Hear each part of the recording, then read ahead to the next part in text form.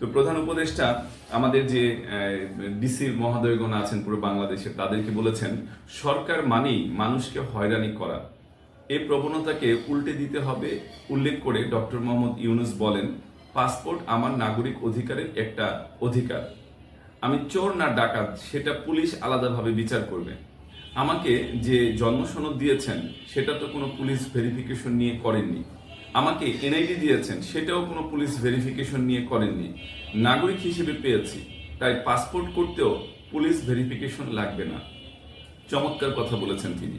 এ বিষয়ে প্রধান উপদেষ্টা আরও বলেন, পাসপোর্ট করার ক্ষেত্রে এখন যে পুলিশ ভেরিফিকেশন লাগছে না, এর তথ্য মাঠে ঘাটে জনসাধারণের মধ্যে পৌঁছে দিতে হবে।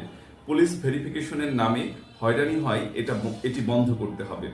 জাতীয় পরিচয়পত্র বা জন্ম সনদের মতো পাসপোর্ট পাওয়া প্রতিটি নাগরিকের মানুষের অধিকার।